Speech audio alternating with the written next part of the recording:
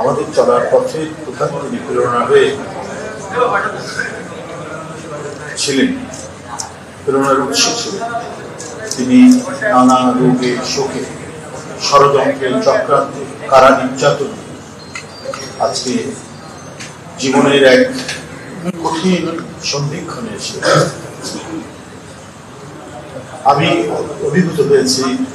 শুধু আমরা যে দলটি করি সেই দলের নেতা কর্মী নয়, আজকে বিভিন্ন রাজনৈতিক দল, এমনকি সাধারণ মানুষ, পেশাজীবী মানুষ, সাংস্কৃতিক সংগঠন, সবাই যেভাবে হাসপাতালের সামনে, এভার কেয়ারের সামনে উপস্থিত হয়েছেন, তারা সেখানে দাঁড়িয়ে আছেন, অপেক্ষমান আছেন, এই যে তাদের প্রাণের আকুলতা এবং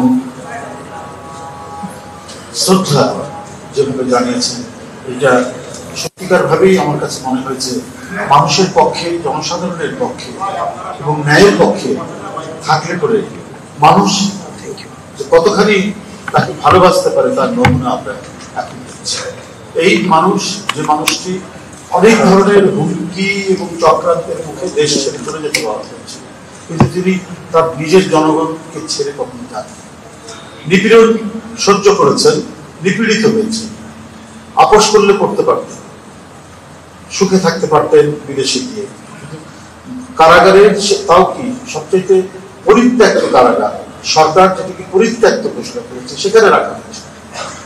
সেই কারাগারের মধ্যে থেকেও তিনি কোনো ধরনের আপোষ করেন। রাজনীতিতে মানুষ একটি শব্দ প্রচলিত হয়ে গেছে, অর্থাৎ রাজনীতিবিদ বা যারা রাজনীতি করে তারা যেটা বলে সেটা বাস্তবায়নে দ্বিধাদ্বন্দ্ব বা বাস্তবায়ন।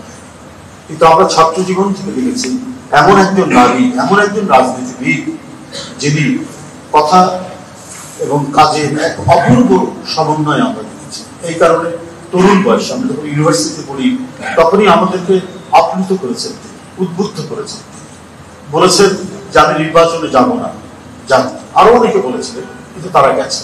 এই যে অঙ্গীকার এবং ওয়াদা, বিশেষ করে আমাদের ধর্মের এটা একটা বড় দিক আমরা দেখেছি, সেই দিকটি তিনি সবসময়ের জন্য অন্তরে ধারণ করতেন এবং মানুষের কাছে এই কারণেই তিনি অত্যন্ত সমাদৃত, শ্রদ্ধেয় হয়ে গেছেন।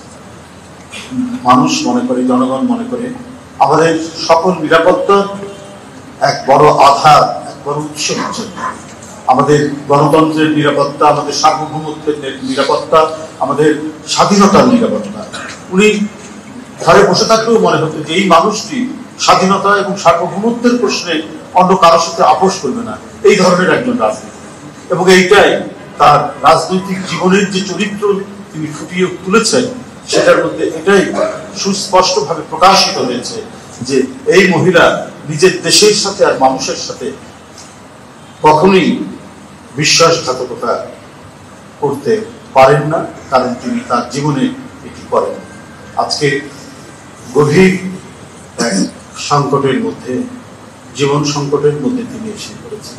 ইমাম সাহেব যেটি বলেছেন, কখনো শুনছি ভালো, এই সুস্থ হয়ে উঠছেন, আবার শুনছি যে অবস্থা ভালো না। যাই হোক, আজকে সর্বশেষ যেটি শুনেছি যে এখন পর্যন্ত যতটুকু অগ্রগতি হয়েছে সেটা অপরিবর্তিত আছে, সেটা অপরিবর্তিত আছে। এখন আমাদের দোয়া করা, আল্লাহর কাছে দোয়া করা ছাড়া আর কিছু নেই। সাধারণ মানুষ এবং সকল পর্যায়ে পেশাজীবী, রাজনৈতিক সংগঠন সবাই তার জন্য দোয়া করছেন। আমরা আল্লাহর দিকে আমরা তাকিয়ে আছি, আমরা উপরের দিকে তাকিয়ে আছি। নিশ্চয়ই আল্লাহ তাকে সুস্থ করে আরো কিছুদিন এদেশের মানুষকে সেবা এবং এদেশের মানুষের অভিভাবকত্ব করতে পারবেন, এই আশাবাদ ব্যক্ত করে আমি তার দীর্ঘায়ু কামনা করে, আশু সুস্থতা কামনা করে, আরোগ্য কামনা